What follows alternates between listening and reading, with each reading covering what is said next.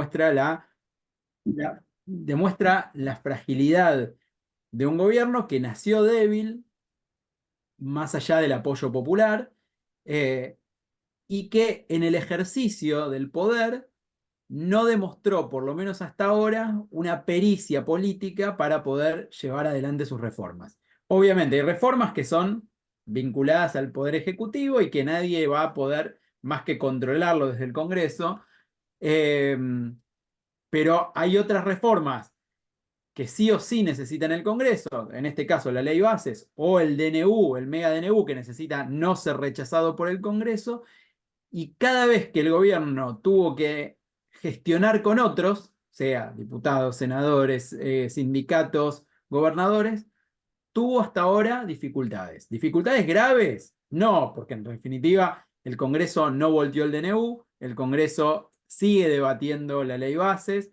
es probable que en los próximos días, si no es hoy, haya dictamen, pero todo se dilató demasiado, demasiado para los tiempos de una Argentina en crisis. Entonces, veamos un poco, quería plantear hoy tres fotos, antes de arrancar con la ley bases, que tienen que ver, son estas tres fotos, no sé si se ven bien, una tiene que ver con algo que pasó ayer en el Senado, ahora la vamos a ampliar, vamos a ampliarla ahora. Esto fue una reunión que se dio al mediodía, eh, estaba convocada a la una, finalmente se demoró el nuevo jefe de gabinete, Guillermo Francos, se demoró, llegó 1:20. Es una reunión que se dio en el Salón Gris del Senado, donde estaban los principales jefes de bloque dialoguistas. Esta foto es muy importante porque yo no sé si acá se ve mi cursor, pero está Victoria Villarruel sentada, la vicepresidenta, que hasta ahora había quedado fuera de las negociaciones por la ley bases. Está Guillermo Francos como nuevo jefe de gabinete, pero además como todavía ministro del Interior y el responsable político. Está Ezequiel Atauche, que es el que está sentado a la izquierda de Francos, que es el jefe de bloque de La Libertad Avanza, que también hasta ahora tuvo dificultades para gestionar los acuerdos internos en el Senado y que se apruebe la ley bases. Al lado de Villarroel está el senador, ex gobernador de Salta, Juan Carlos Romero, que está funcionando como una especie de jefe de bloque de La Libertad Avanza paralelo. Hay representante del PRO, del radicalismo. Esta reunión terminó alrededor de las 3 y seguramente, bueno, muchos acá son inversores y hablábamos ayer con Isaac, justo a esa hora empezó a haber movimientos en el mercado, ¿no? O sea, fue así, ¿no? No sé después cómo terminó la película, Isaac. Sí, así es, así es. Estábamos Bueno, hablando que empezaron a subir fuerte los bonos ayer a media tarde y bueno, hablábamos, a ver, Pablo, a ver, ¿pasó algo ahí adentro? ¿Qué novedad tenés, no? claro, bueno, fue una reunión muy buena, según lo que dicen. Se tomó café, se comieron sandwichitos, hubo alfajorcitos con dulce de leche. Eh, y en esa reunión se acordaron algunos puntos centrales que permitirían quizás hoy avanzar en un dictamen. Digo quizás porque todavía no está firme. Algunos de los que están presentes en la reunión dijeron, bueno, voy a apoyar, pero, por ejemplo, Camau Espínola, que está sentado al lado de Guillermo Franco. Eh, pero por lo menos avanzó en un clima de negociaciones que hasta ahora en el Senado no se veía. Y eso probablemente le haya dado optimismo a sectores del gobierno que a su vez se encargaron de filtrar la información de que la reunión fue muy buena. Pero ya el solo hecho de haber tenido sentados en una mesa todos los jefes de bloque dialoguistas, más Villarruel, que hasta ahora estaba corrida de las negociaciones, más Francos empoderado, porque ya no es ministro, sino jefe de gabinete, da una buena señal. Ayer pasaron otras cosas en el Congreso y decía, o en la política, decía tres fotos. Por otro lado, una buena reunión en el Senado, por otro lado, en diputados se firmó dictamen para reinstaurar o establecer vía legal lo que es el Fondo Nacional de Incentivo Docente. ¿Por qué esto es importante? Porque implica más gasto para el gobierno, sería una derrota política para el gobierno si es que eso sucede. Habla de la fragilidad. Y por otro lado, la tercera cuestión, la gira presidencial, que puede ser buena o mala en términos de gestión de negocios y un montón de cuestiones, pero sí hay que tener en cuenta que cada vez que Milei se va de gira por el mundo, está dejando un espacio vacante, vacío en la Argentina, con un gobierno que todavía no tiene bien afilados sus mecanismos de toma de decisión internos. Y eso es un problema. Vamos a avanzar. Otra cuestión que quería antes de pasar a ver específicamente en el Senado qué puede estar pasando y que me parece muy importante para la toma de decisiones financieras vinculadas a la política, tiene que ver con los múltiples niveles de la política. ¿Qué tiene en cuenta un diputado, un senador a la hora de votar una ley como la ley Bases o cualquier otra? Una ley frente a este gobierno. Por supuesto, los que son diputados, senadores oficialistas, por lo menos en esta instancia, van a votar siempre a favor de todo lo que manda el gobierno. El tema es qué pasa con los que son opositores, sean opositores duros, como puede ser el kirchnerismo, o blandos, como pueden ser el PRO, el radicalismo, la coalición cívica, los que están con los gobernadores. ¿Qué tienen en cuenta? Yo les propongo para analizar tres niveles, tres niveles de toma de decisión. Por un lado, la base de sustentación. ¿Qué es la base de sustentación? Bueno, es el origen político de este dirigente. ¿Por qué este dirigente está en este cargo? ¿Cómo llegó hasta ahí? Más allá del voto, digo, ¿cómo llegó hasta ahí? ¿Qué es lo que lo hace estar en este tipo de cargo? ¿Qué intereses representa? Y acá les pongo un ejemplo para que quede claro. Martín Lustó, más allá de ser un dirigente popular, conocido, etcétera, es un hombre que que llegó al lugar donde llegó, buena parte por su militancia o sus nexos con las universidades. Por lo tanto, Martín Lustó no hubiera sido candidato sin todo ese apoyo de todo lo que sería el sector de Franja Morada, del radicalismo universitario. Él no puede votar en contra de ese interés que él representa más allá de los votos. O tiene muy poco margen para hacerlo. Lo mismo una provincia petrolera, ¿no? ¿Qué margen tiene para votar en contra de una ley que perjudique cuestiones vinculadas al petróleo?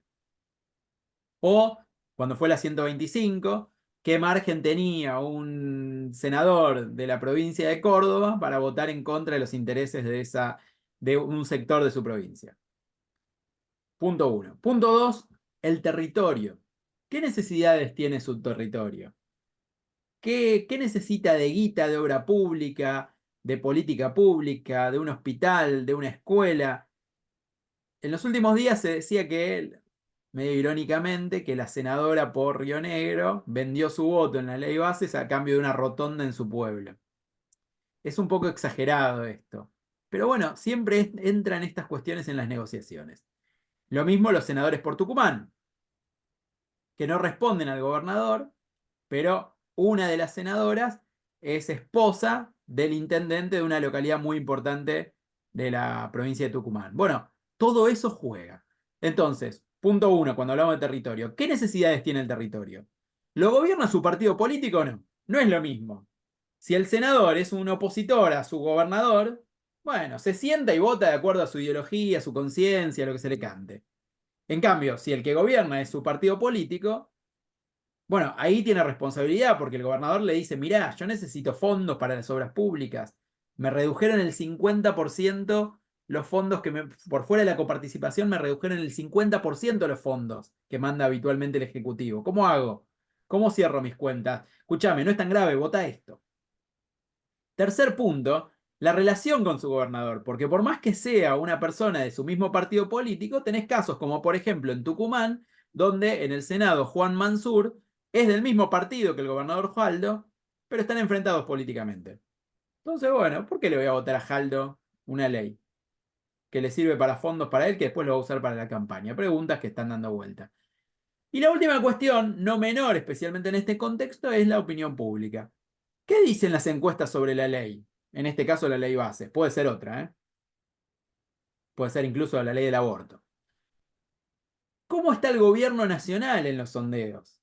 Y esto es muy importante, porque mientras Milei se mantenga alto en las encuestas, los legisladores que son opositores blandos no van a querer sacar del plato, porque además aparece una tercera pata, que es ¿qué opinan sus votantes sobre estas dos cuestiones que acabamos de decir? Entonces, un diputado de la provincia de Córdoba, ya que estamos con gente de Córdoba, de Loredo, por ejemplo, Preguntamos, ¿territorio tiene? No tiene. No, no gobierna su provincia. La base de sustentación es radical. Quizás pensaríamos que tendría que votar en contra de esta ley.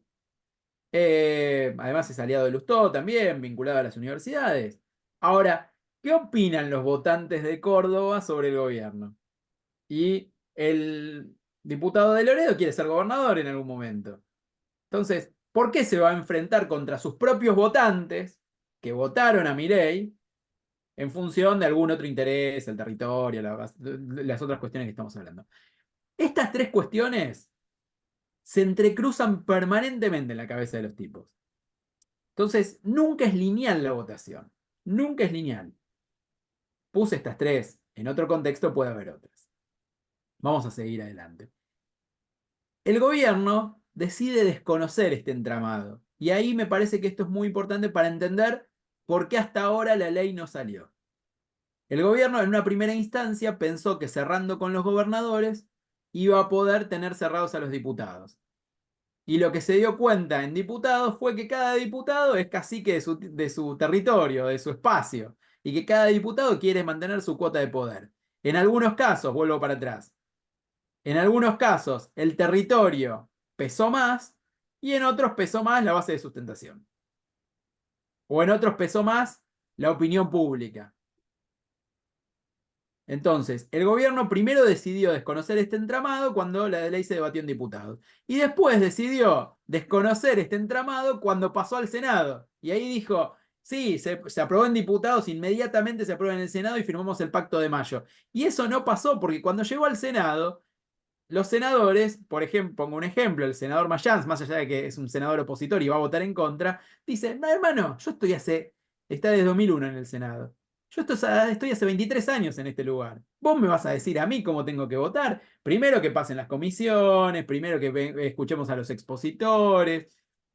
Nada es tan sencillo, porque todos juegan su cuota de poder. ¿Cómo está hoy el Senado en números? ¿Cómo estamos de tiempo? Era media horita, ¿no? Dijimos. ¿Y después preguntas? Sí, 40 minutos más o menos estamos bien. ¿Cómo está hoy el Senado en números? Bueno, primero, para garantizar cualquier votación hacen falta 37. 37 es el quórum, pero además, si vos tenés 37 tipos que te votan a favor o en contra, ya tenés garantizada la votación. Después se puede jugar. Por ejemplo, podés hacer que, si son 72 senadores, podés hacer que, lo voy a exagerar, ¿no? Podés hacer que 10 se levanten y en lugar de 37 necesitas 27. Que no estén en el momento de votar o se abstengan o alguna otra cuestión. Pero con 37 votos, vos garantizás cualquier discusión. Hoy Unión por la Patria, que es la oposición más dura, tiene 33 votos garantizados y parecen estar bastante firmes. Es cierto, algunos gobernadores quieren que se vote la ley bases y ahí entra lo del entramado. ¿Por qué el ex gobernador de Tucumán le va a votar al actual gobernador una ley para que el tipo pueda gestionar y pueda hacer campaña con la plata que le manda Nación? Y algo parecido pasa en Catamarca. Son las dos provincias más fuertes en el sentido de que quieren apoyar la ley o partes de la ley. En principio, los 33 votos estos están bastante consolidados. No hay fisuras ahí. En contra. Y después tenés una serie de bloques con distintas posiciones. La Libertad Avanza tiene 7, es muy poquito. Nunca en la historia hubo un gobierno tan débil legislativamente hablando. Sumando aliados del PRO, que se suma 6 más, puede llegar a 13. Seguimos muy lejos de los 37 que se necesitan. Y después todo lo demás es rosca. Es intentar buscar la opción para que llegar a los números. Acá el radicalismo es muy fuerte, porque tiene 13 votos. Obviamente es clave para poder aprobar cualquier cosa. Y el radicalismo tiene sus bemoles que ahora lo vamos a ver. Pero esto es el Senado. ¿Sí? 33 de un lado, 7 del otro y todos los demás en el medio. Pasó. Bueno, hoy cómo están los números, a grandes rasgos, ¿sí? Para pensar en aprobar la ley, como les decía, 33 votos en contra seguros, a favor 31, más o menos 31, más o menos, débiles los 31. ¿Cómo se integran esos 31? Bueno, La Libertad Avanza, más el PRO, con un aliado muy cerrado, muy núcleo duro, más los que yo les comentaba antes, bloques que integraban Juntos por el Cambio, pero que pertenecen a fuerzas provinciales. Algunos sí son del PRO del radicalismo. Estamos hablando de Juan Carlos Romero, de Salta, algunos senadores de los dos senadores de Chubut, una senadora por Tucumán. Esos apoyarían la ley y se suman partidos provinciales que están, que cuando hablábamos de esa matriz de tres patas, bueno, en los partidos provinciales en muchos casos la principal pata es sostener la gobernabilidad en su territorio. Para sostener la gobernabilidad en su territorio necesitan plata. Y para plata tienen que aprobar las leyes. Así funcionó siempre, de 1983 para acá, con algunas cuestiones, algunos matices, alguna ley que se caía por culpa de algún partido provincial. Pero en general el gobierno con billetera logra los votos de los partidos provinciales. Y aparecen 8 indecisos, que son los que en definitiva van a inclinar la balanza para un lado o para el otro. Algunos de los indecisos que yo estoy mostrando acá, que están en gris, ya tomaron la decisión. Ahora vamos a contar quiénes, todavía no se sabe públicamente, lo voy a anticipar acá. Bueno, ¿quiénes son esos indecisos? Que voy a... ¿Se ve acá el mapita? Bueno, ¿quiénes son indecisos? Vamos a pasar. Primero, una senadora que es del Movimiento Popular Neuquino, que es el partido que con matices gobierna la provincia de Neuquén desde 1983 y antes también. Eh, Otra es la senadora por Río Negro, que también pertenece al partido Juntos Somos Río Negro, gobierna desde 2011 la provincia y responde al gobernador. Estos dos votos casi con seguridad están a favor. Los dos gobernadores le pidieron a sus senadoras que voten a favor de la ley. La senadora por Neuquén siempre votó en contra, por ejemplo, de facultades delegadas. Está dispuesta a votar a favor para que no le rompan las bolas. Van a votar a favor, con lo cual estos 31, yo les digo, ya podemos contar 33. Después aparecen dos senadores radicales. Uno es Martín Lustó, que es muy crítico del gobierno, muy crítico, hipercrítico, pero ¿se acuerdan que les dije? La cuestión de las universidades. ¿Cuál es tu base de representación? ¿Por qué llegaste hasta ahí? ¿Qué pasó en los últimos días? Cerraron acuerdo con las universidades. Es difícil que después de ese acuerdo Martín Lustó vaya a embanderarse detrás del rechazo. Lo más probable es que encuentre alguna elipsis para no apoyar ni rechazar del todo o darle una manito chiquitita al gobierno para que se termine votando. Obviamente va a hablar en contra, va a criticar, va a decir que es un desastre, pero alguna manito puede llegar a dar. Y el último es el radical fueguino eh, Blanco, sale Pablo Blanco, que es un amigo, el hijo, pero no me acuerdo del nombre, pero que es también muy crítico y además la ley Bases podría perjudicar seriamente a la provincia de Tierra del Fuego por cuestiones económicas y no se lo ve muy dispuesto a votar por lo menos a libro cerrado la ley. Puede haber alguna oposición ahí. Y el gran misterio, hay dos grandes misterios. Uno es peronismo no K, son peronistas que no gobiernan la provincia, cuando hablamos de las tres patas, no gobiernan la provincia. Estamos hablando de Edgardo Cuíder de Entre Ríos y de Camagüe Espínola de Corrientes. Y en los dos casos no tendrían grandes incentivos para votar a favor porque no tienen un gobernador que los presione. De todos modos, Espínola participó de la reunión de ayer que les mostraba la foto y todo indica que podrían acompañar por lo menos una parte de la ley. Y lo último es el Santa Cruz. Y esto les diría que es el gran misterio. Nadie sabe cómo funcionan los senadores de Santa Cruz. Son dos senadores que responden al gobernador, nuevo gobernador Claudio Vidal, que desplazó al kirchnerismo en esa provincia. Y para que tengan una idea, en un momento se votó hace unos meses la autorización para que el presidente salga del país y votaron en contra. O sea, a ese nivel de crítica llegan. No se sabe ni qué negocian ni qué están buscando. Son una incógnita real. Bueno, esto es lo que hace a cómo está cada uno. Como se ve de lo que les acabo de mostrar, estamos hablando de números muy parejos, porque aún con estos dos votando a favor estamos 33-33. Hay que convencer de alguna manera a los que le faltan para que salga la ley. Y la pregunta es si el gobierno tiene la pericia política suficiente para poder hacerlo.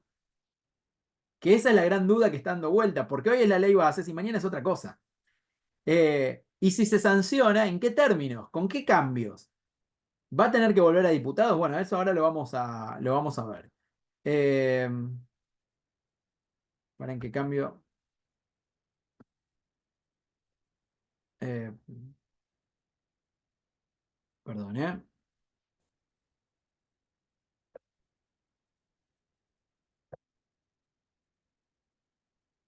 Disculpen que no puedo volver a la...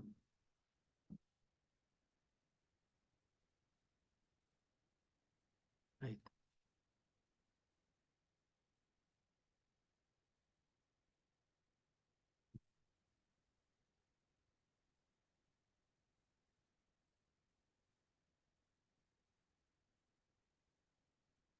Bueno, decíamos, se puede aprobar en el Senado, hay chances, no es imposible, no está asegurado bajo ningún concepto. Ahora lo que sí puede pasar es que en el Senado haya cambios, que decidan cambiar algún artículo de la ley, algunos artículos polémicos de la ley o que no le cierran. Por ejemplo, siempre que hablamos de ley bases es importante, hablamos de ley bases y de pacto fiscal, es lo mismo. Son dos proyectos separados, pero es lo mismo, es el mismo paquete de leyes. Uno de los temas fundamentales es el impuesto a las ganancias. Los cambios en ganancias, esos cambios tienen que ser aprobados obviamente en el Senado. Las provincias patagónicas no lo quieren, no quieren que sea de esa manera. Probablemente eso sea uno de los puntos centrales que tenga cambios. Hay otros. Y acá, si el Senado lo aprueba con cambios, tiene que volver a diputados. Y un poco lo que les decía antes, cada cámara tiene su juego propio y es un error pensar que se pueda acordar con ambas cámaras a la vez. Se puede, pero requiere una ingeniería política importante. Entonces, ¿cuál es el temor de los senadores? Que digan, bueno, a ver, yo apruebo los cambios, ayudo a que la ley tenga sanción en el Senado, pero cuando vuelve a diputado me tiran para atrás mis cambios. Entonces yo con mi voto a favor estoy perjudicando, por ejemplo, el impuesto a las ganancias, estoy perjudicando a los ciudadanos de mi provincia. Bueno, hay que ver cómo se termina de resolver eso. No es fácil, no hay una respuesta. Eh, Paso a esto, que es cómo queda diputados. Y antes de, hablábamos de las dificultades del gobierno para estas cuestiones, para que voy a entrar acá. Bueno, fíjense, esto es un quilombo. Cada vez que volvemos a diputados, esto es un quilombo. Miren la cantidad de colores. Esta composición de diputados es inédita en democracia. Estamos hablando 99 Unión por la Patria, 37 el PRO, la Libertad Avanza 38 y 3 ex de la Libertad Avanza que se fueron a las puteadas del bloque. Cada vez que tenés que lograr un consenso en diputados es mucho más difícil que en el Senado. A pesar de que tiene más votos proporcionalmente la Libertad Avanza que en el Senado, en diputados que en el Senado, es un quilombo. Esto es para que vean la fragilidad del gobierno. Insisto, y esta fragilidad, que hoy la puede tomar sumando votos del PRO, sumando una parte del radicalismo, sumando una parte de Hacemos Coalición Federal, que es el bloque de Pichetto, sumando algunos provinciales. En la medida que las encuestas empiecen a no sonreírle al gobierno, estos apoyos se caen. Por eso digo, el gobierno perdió una oportunidad histórica al demorar el tratamiento de esta ley, al presentar un proyecto kilométrico como fue la ley base, que antes se le llamaba ley ómnibus, eh, porque a medida que pase, el apoyo popular necesariamente, y no es por este gobierno o por otro, necesariamente va a ir cayendo. Tiene que ver con la dinámica de la gestión y eso va a hacer que algunos dirigentes, diputados, senadores, que están esperando a que esa popularidad caiga para voltearle cosas, bueno, van a tener más margen para votarle en contra. Hoy no lo tienen. vuelvo con el ejemplo de Loredo, pero no lo quiero poner en términos personales, sino lo que él representa. Un tipo que no es del partido oficialista, que estaba más o menos con las ideas del cambio, entre comillas, y que en su provincia tiene buena aceptación el gobierno, la ley bases, etcétera. Bueno, el tipo tiene que votar a favor. En la medida que eso se caiga, no va a votar más a favor. ¿Sí? Entonces, acá el tiempo juega mucho, es muy importante. Todos los gobiernos empiezan con luna de miel, con periodo de gracia, con que le votan todo. Y en un momento eso desaparece. Mi miedo, cuando hablamos de gobernabilidad y de estabilidad política y de capacidad de hacer que las cosas pasen, de hacer las reformas que se necesitan o que el gobierno cree necesitar, es que a medida que vaya pasando el tiempo, la propia dinámica de la política se lo vaya morfando. Y cuando las cosas no estén bien, ¿quién va a proteger a este gobierno? ¿Quién es el que va a proteger para que, por ejemplo, no se avance en votarle asignaciones de presupuestos extraordinarios, eh, votarle leyes que no comparte y hasta eventualmente un eventual juicio político que siempre puede pasar en democracia? Eh, Ahí tengo una son, pregunta, Pablo, y en esa línea. A ver, sí. y lo que explica esto y este sostenimiento es el sostenimiento de la imagen positiva de Milei, ¿no es cierto? Y la baja volatilidad en las mediciones de esa imagen positiva. ¿Eso a qué lo atribuís? Eh, yo creo que hay varias A ver, si cuestiones. es que las encuestas que miden imagen son confiables y las que uno está viendo de diferentes consultoras, ¿no es cierto? Yo creo que son, sí, yo creo que son confiables hasta ahí. Yo creo que la encuesta es una buena herramienta para medir determinadas fotos o películas, pero que a veces llega un poquito tarde. ¿Sí? Pongo un ejemplo sobre esto para que se entienda. No digo que en este caso esté pasando. Las elecciones. Nadie vio venir a Milei en las PASO, ¿no? Nadie vio venir a Milei con esa fuerza. En las generales, nadie vio venir a Massa con esa fuerza. Y en el balotaje, nadie vio venir a Milei otra vez con esa fuerza. Llegan un poquito tarde. ¿Por qué? Algunos sesgos metodológicos. eh, la composición del público que contesta las encuestas. ¿Sí? Eh, yo creo que en ese sentido hay herramientas cualitativas que a veces anticipan algunos movimientos y las herramientas cualitativas no le están dando tan bien al gobierno en el segmento de votantes blandos. ¿Sí? No significa, obviamente, el que lo votó en primera vuelta sigue a morir. El segmento de votantes blandos hay cosas que no le gustan. De todos modos, me parece muy prematuro y me parece que el apoyo está. ¿Por qué? Porque lo que vino antes fue malo, la experiencia pasada fue mala, el recuerdo está fresco. La principal promesa de campaña de Milei, que es voy a bajar la inflación o voy a contener la inflación, la está cumpliendo. Después podemos discutir 500 cosas, pero lo está cumpliendo. Y la gente, o una parte de la gente, está dispuesta a aguantarlo. Y eso está así. Y es muy importante, para entender el juego este de diputados y senado, que parte de la gente que lo aguanta y que está en su caudal de votos y ese votante blando, si querés, es particularmente de provincias que son gobernadas por no peronistas o no kirchneristas.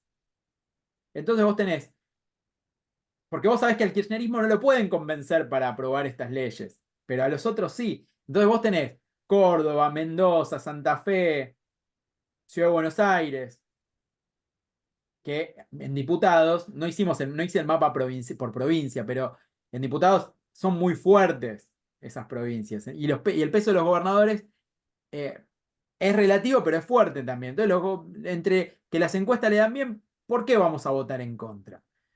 Va un poco por ahí. Por eso es importante que se apuren. Ahora, y esto es importante también para la toma de decisiones de inversiones, ¿no?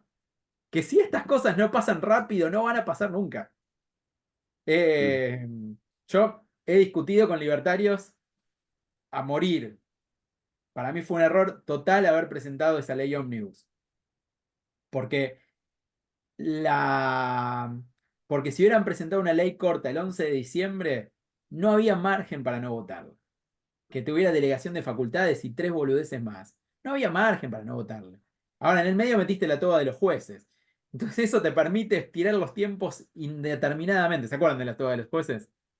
¿Lo escucharon? Sí, Que había sí, sí, un sí, sí, artículo sí, que sí, decía que los jueces tenían que claramente, usar toga. ¿Para qué? perfectamente. Presentá después otra ley. Bueno, avanzo. ¿Qué pasa en diputados si el Senado hace cambios? Hay dos opciones. O insiste, para eso necesita una mayoría igual o mayor que la del Senado. Es decir, si el Senado hace cambios con 2/3 de los votos, diputados para insistir con su redacción original necesita también 2/3 de los votos. Si es mayoría simple, con la mayoría simple, ya diputados puede insistir en su redacción original. O acepta los cambios. Algo muy importante es, no se puede, una vez que vos ya aprobaste en el Senado, no es que volvemos a discutir toda la ley. Si modificaste el artículo 2, lo único que se discute es el artículo 2, a favor o en contra. La ley ya está aprobada y no puede rechazar diputados. No es que, no, rechazo la ley. No, así con este artículo ya no me gusta esta ley. Chao, afuera. No, la ley ya está. Falta insistir o aceptar los cambios. Lo que sí puede pasar es que se cajonee, porque no hay tiempo para tratarlo. Y seguimos estirando y más tiempo y qué sé yo. Esto es lo que hace la ley. Importante, un detalle técnico solamente para tener en cuenta para el día de hoy, donde se van a juntar a las 3 de la tarde a dictaminar.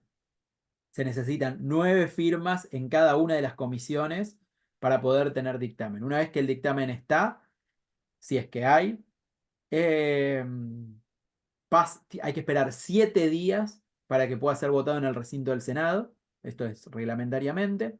Es decir, que si, por ejemplo, hubiera dictamen hoy, no está garantizado ni mucho menos. Recién el martes, miércoles que viene se va a poder discutir en el Senado.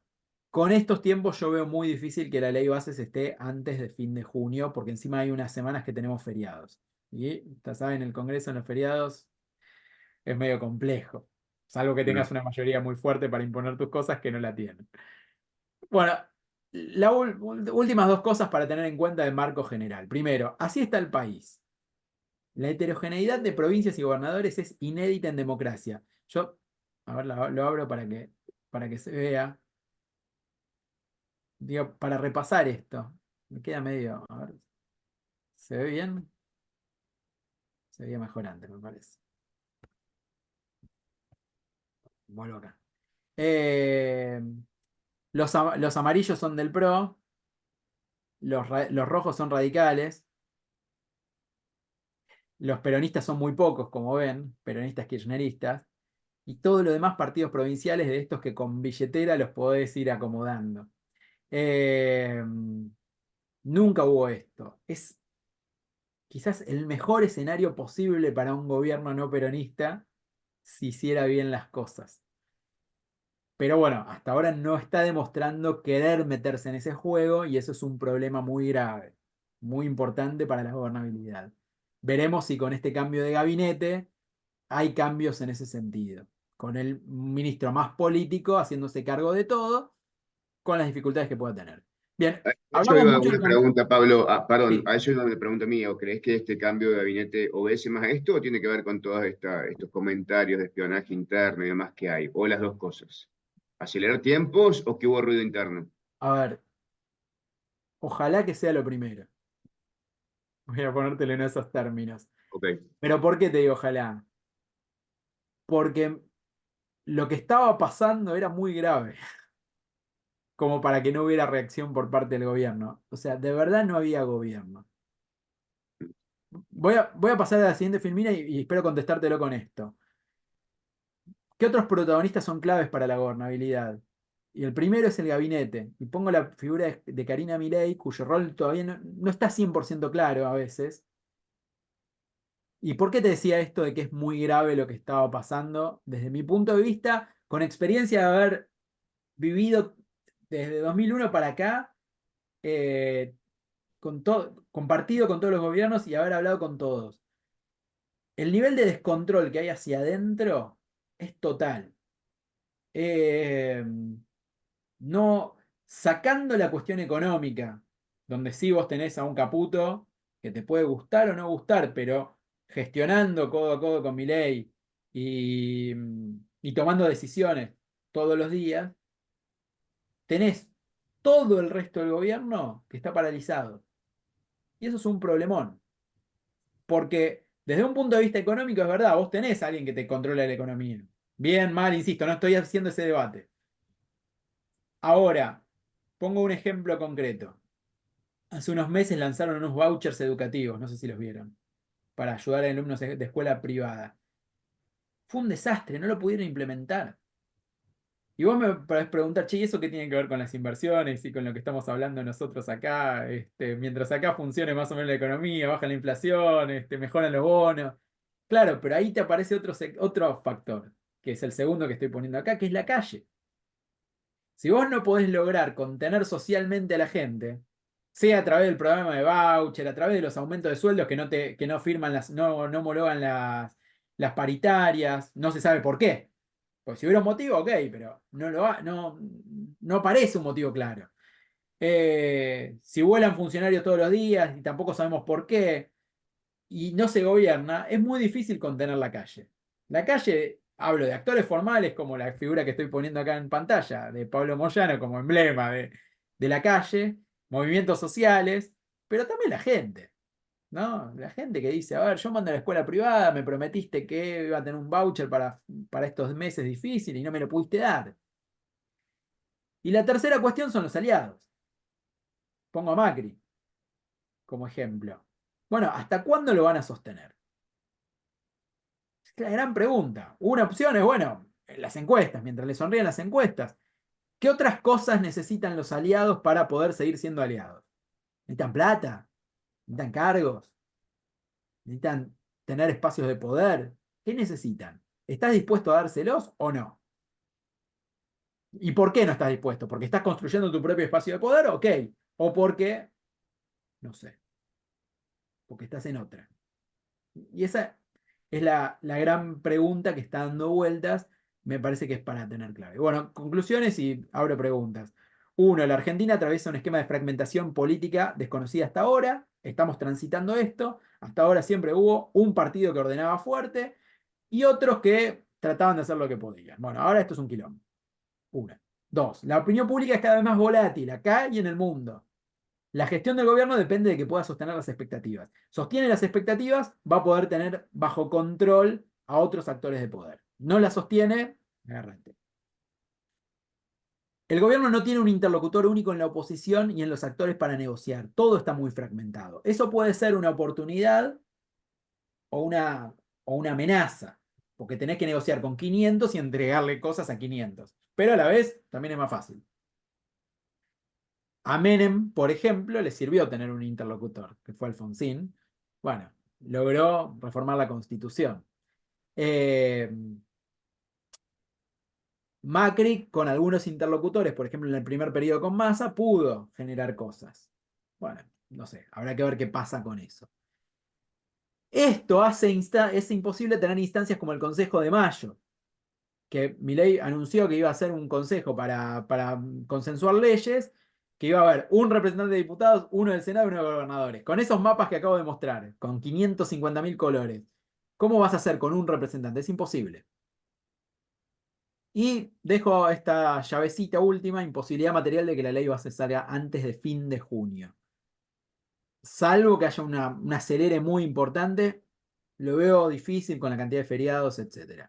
Esto, para tomar a ustedes quizás decisiones en la diaria, les puede servir para algo. Bueno, hasta acá yo, muchas gracias. Mi newsletter, lajungladelpoder.com.ar, @PabloWino en redes sociales me pueden seguir y ahora sí abro a preguntas. Gracias, Pablo. Gracias por los minutos, gracias por la objetividad un poco del análisis y esto que introducía Isaac al inicio bueno, sumarle un poquito la visión política, dado el contexto actual, para ayudar un poquito a la toma de decisiones financieras. Que por lo pronto, bueno, esta semana, la verdad que la reacción de los mercados no ha sido mala, ha sido positiva en torno a la designación del nuevo jefe de gabinete, pero a todos nos preocupa la dilación, ¿no es cierto?, la demora en esto que vos marcás, y uno como especialista financiero por ahí pierde noción de los tiempos de la política o del proceso legislativo que implica y que no implica en cuanto a los pasos formales que son necesarios llevar adelante para poder lograr la aprobación. No sé si tenés preguntas, Isaac, ahí que haya en Q&A o... Acá tengo una que hacen. Dice, ¿crees que Milei piensa que no le es tan dañino el fracaso a la hora de negociar con la casta, dado su base de sustentación? Sí, piensa eso. Piensa eso, desde mi punto de vista es un error. Porque, porque la opinión pública es muy volátil. Eh, Pongo un ejemplo muy claro que es más gráfico imposible. Macri gana las elecciones de octubre de 2017. Una victoria impresionante. No solamente le ganó a Cristina Kirchner en la provincia de Buenos Aires, sino que ganó en todo el país. Y en diciembre le estaban tirando 500 toneladas de piedra Mm, por una sí. reforma jubilatoria mínima, ¿no? Coincidimos que era, la verdad que no tenía demasiado sentido. Y en abril está con una crisis galopante. Entonces, la política es necesaria. Yo creo que igual, vuelvo a la pregunta, eh, yo creo que tomó una decisión inteligente Milei, o Milei o su entorno, de haberlo puesto a Francos, que es un ministro político. Vamos a ver cómo funciona eso, hay que verlo en el funcionamiento. Me parece, en principio, me parece un error haber unido los dos ministerios, porque lo que vas a tener es, o el riesgo que tenés es tener un mal jefe de gabinete y un mal ministro del Interior, porque el que mucho abarca poco aprieta. Pero bueno, puedo estar absolutamente equivocado, ¿eh? O sea, puede haber un diseño donde esto sea viable. Hasta ahora en los ministerios que se unificaron muchas cosas no funcionan. ¿Qué sensación tenés, Pablo, de la eventual designación de Sturzenegger, que también se está hablando mucho, ¿no es cierto? Que puede tener una lectura positiva para, en un determinado sentido para los mercados y otra para la calle, como decís vos. O sea, ¿qué sensación tenés ahí? O comentario. Sí, bueno, o sea, lo dijiste vos. Me parece que va por ahí la cosa. Eh, Me parece que el gran problema que tiene Sturzenegger es que, a pesar de que hace 1000 años que está en política, no termina de entender los tiempos de la política. Eh, Hay que ver qué poder tiene hacia adentro. Básicamente es eso. Porque, así como yo dije, fue un error haber presentado la ley bases de esa manera y el DNU de esa manera. Bueno, el autor intelectual de eso es él, más allá de que el que maneja los tiempos políticos es el presidente. Eh, pero claramente Sturzenegger tiene más experiencia política que Milei, infinitamente más experiencia política. Llama la atención que no haya previsto estas cuestiones cuando diseñó este proyecto, ¿no? Eh, Hasta ahí te puedo decir. Ok. ¿Y alguna Eh, otra que tiene, perdón, Isaac, alguna otra que tiene que ver con también en programas políticos del prime time, si querés, Perdón, argentino se de las te últimas entrecortó. noches? ¿Cómo?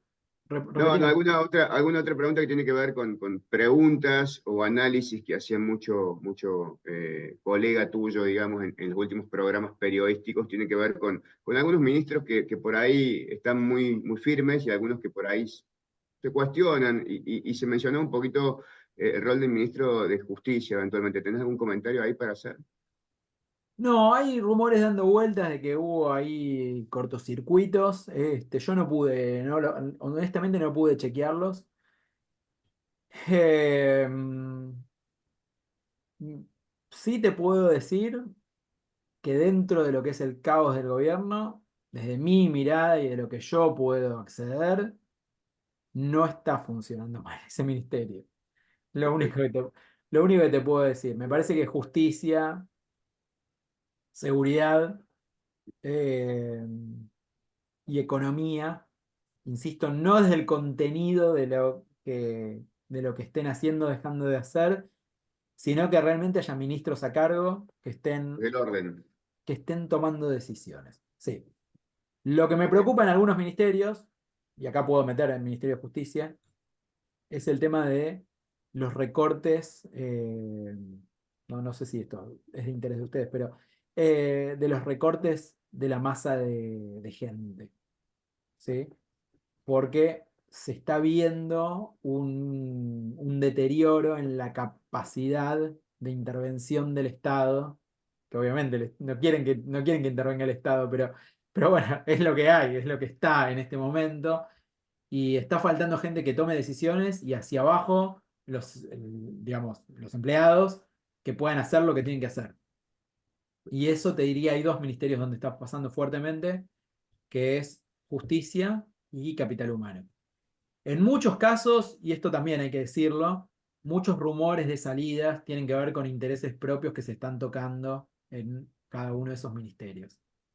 Eh, Digo, las cajas vinculadas al registro automotor, eh, las cajas vinculadas a los planes sociales, más allá del desmanejo, no estoy en esto defendiendo al gobierno, pero más allá del desmanejo, obviamente que vos estés tocando, dejando de repartir y qué sé yo, genera rumores desde esos sectores que estás, entre comillas, combatiendo, hace que se generen muchos rumores.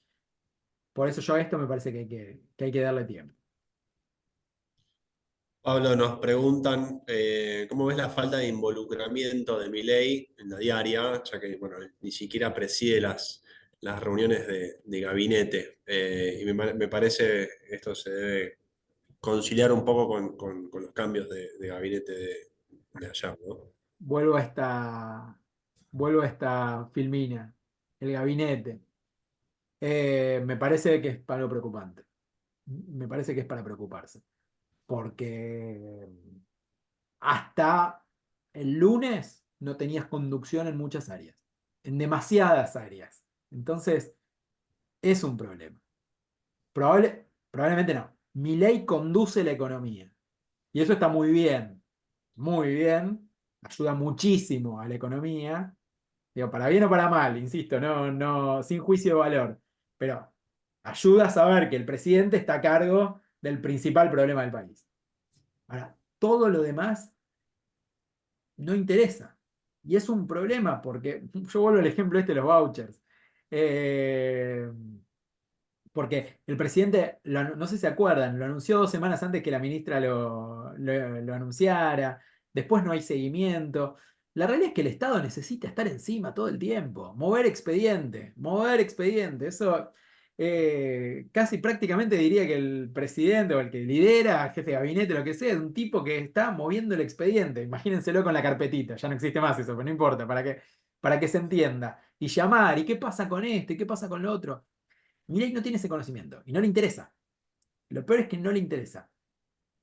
A mí me llamó mucho la atención cuando vi, hace unas semanas publicaron el registro de audiencias de Olivos.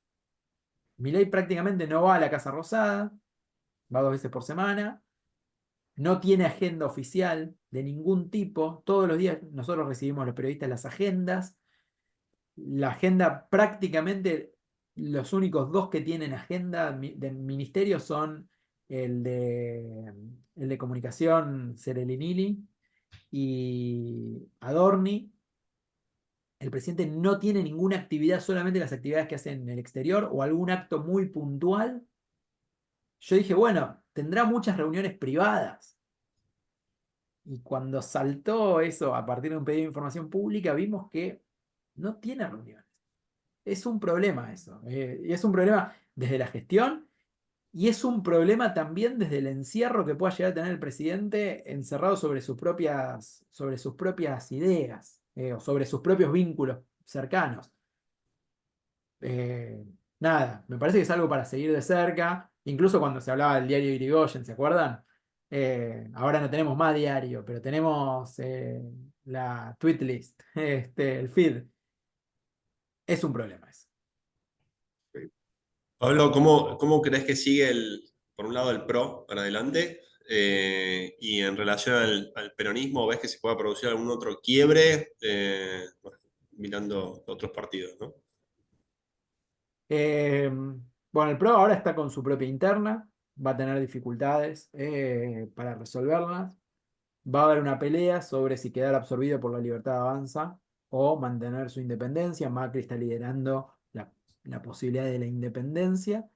Bullrich quiere hacer una fusión más grande. Es muy importante esto para ver, cuando hablábamos de estos gráficos, de cómo, por ejemplo, bueno, hay que ver si estos amarillos que vemos acá se van a convertir en violetas o no cuando empiecen a quemar las papas.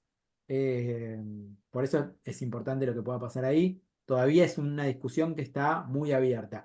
Algo importante, en las negociaciones entre Milei y Macri en algún momento, lo que se hablaba era apoyo político para las leyes, etcétera, pero Macri quería tener lugar en las terceras líneas de la gestión, que era lo que le preocupaba a Macri, yo creo que quizás hasta desinteresadamente, ¿no?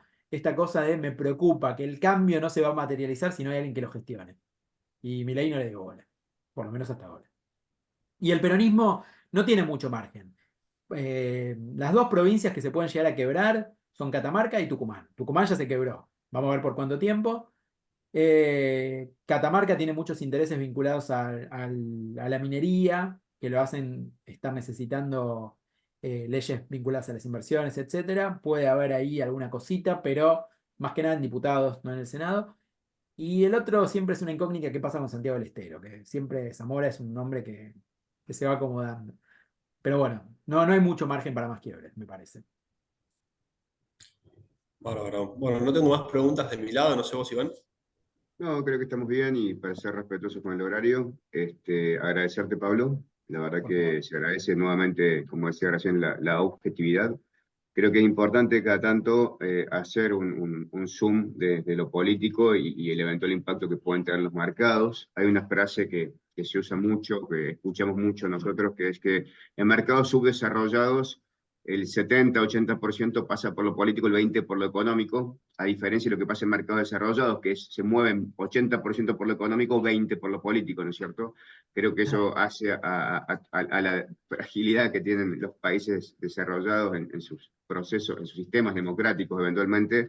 Entonces siempre es bueno tener una voz como para marcar un poco los acontecimientos que está pasando y no solamente concentrarnos en la dinámica de precios y en la dinámica de los factores económicos. Así que, por nuestro lado, agradecerte, Pablo.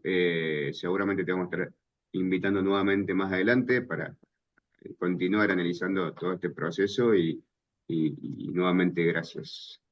Gracias a ustedes, gracias a todos los que Gracias, participaron. Pablo. Hasta luego. Saludos. Chau. Chau, chau.